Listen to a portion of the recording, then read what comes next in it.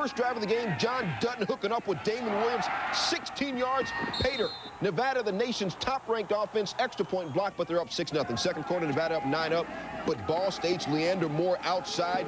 Kid is as cool as the other side of the pillow. 62 yards for the score. Ball State had only 90 total yards offense in the first half. They're down 9-7. Late fourth quarter, Nevada up 18-7. Adrian Reese takes the quick slant. Perfect route, perfect pattern.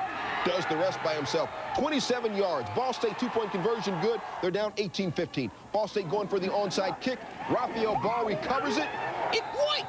Ball State in their own 45-yard line. Britt Baldwin has Marcellus Davis wide open. Britt Baldwin overthrew him. You can't do that. Next play, this time Baldwin finds a man. One big problem. He found the wrong man. Mike Crawford.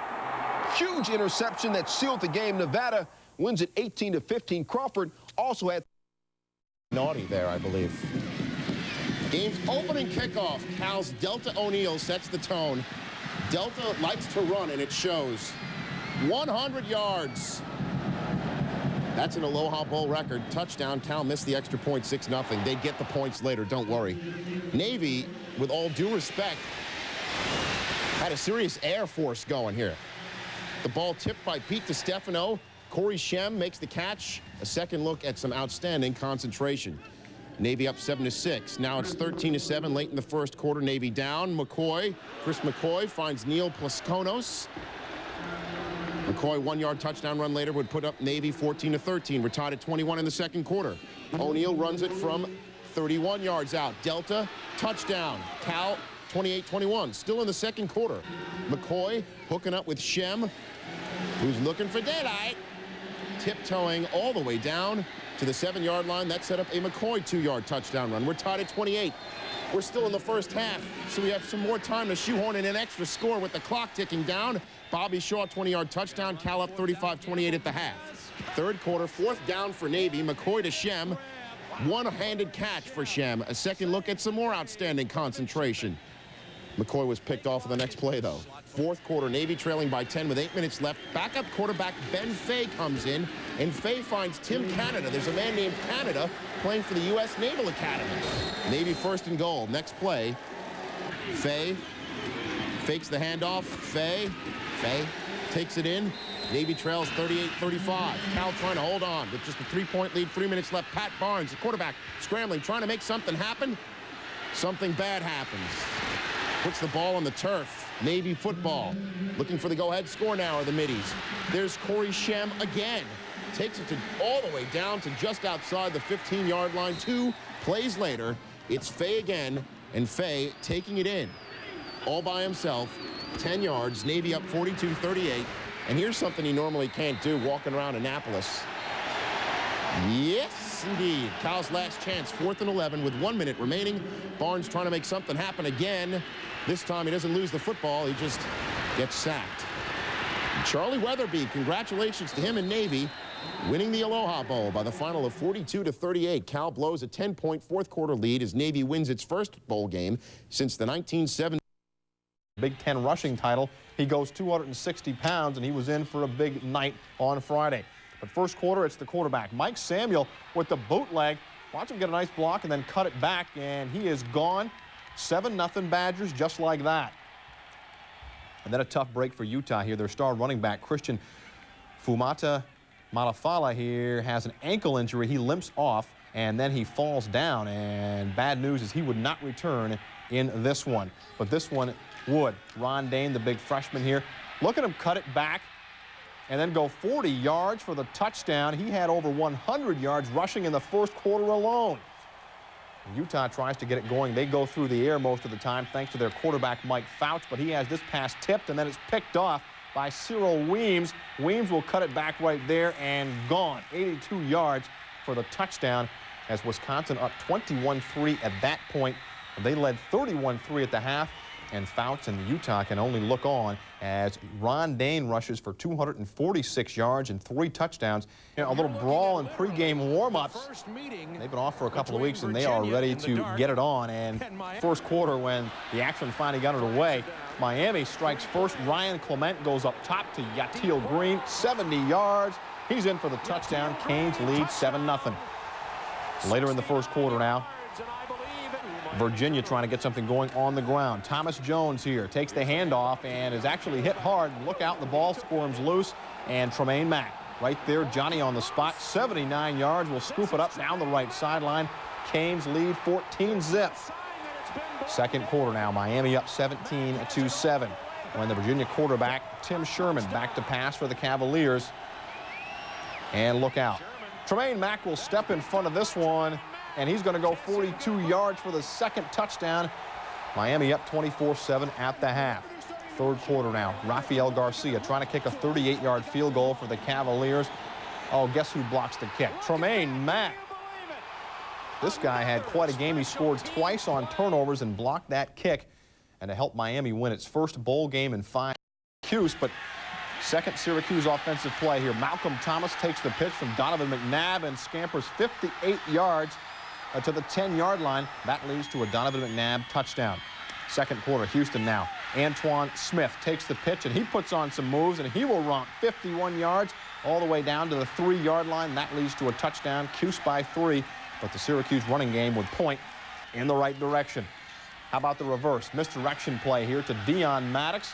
Breaks a tackle right there and picks up 14 yards. And then in the fourth quarter now, Malcolm Thomas will break tackles up the middle, just running over people. He carried the ball 24 times, and then capping the drive, it's Donovan McNabb with the option 2-yard touchdown run. That finished up a 15-play, 9-minute drive as the Orangemen set a Liberty Bowl record with rushing record of 300.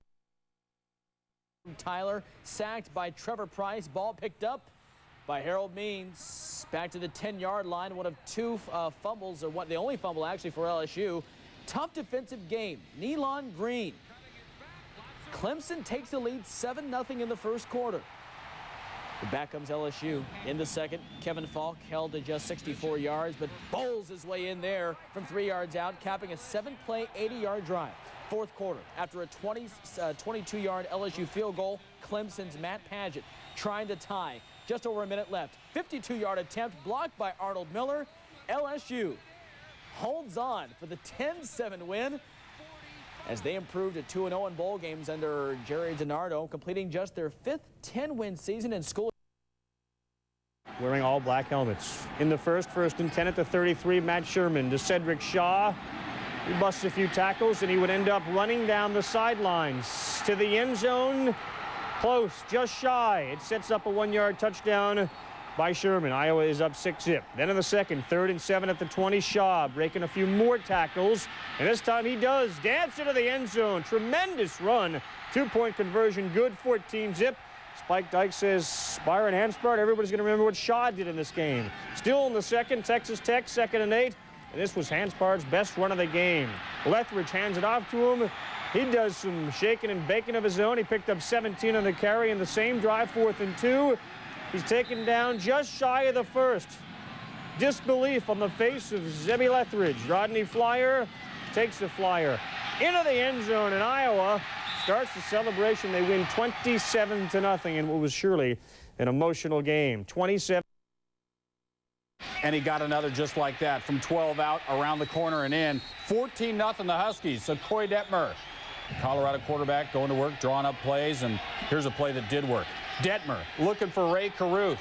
Found him, beat everybody, and he's racing 76 yards into the end zone, 14-7 Washington. It looks like me to you in a pickup game. No, it doesn't. Second quarter, Nick Ziegler on D. Brock Heward's pass tipped, then picked, and Ziegler gone. 14 up, the game tied. He flies into the end zone. The next play, the ensuing kickoff, it's a short kick. It's a long return. Jerome Patham is gone. Jerome Patham down the sideline, beat everyone. 86-yard touchdown return. Ho-hum, another Holiday Bowl. They're being sarcastic. 21-14 Washington. The fourth quarter now, it's 27-21 the Buffs. Detmer, Caruth, 4 yards. And Rick Neuheisel, the coach, celebrating. You'll hear more on him. And not even stay up for Dick Clark.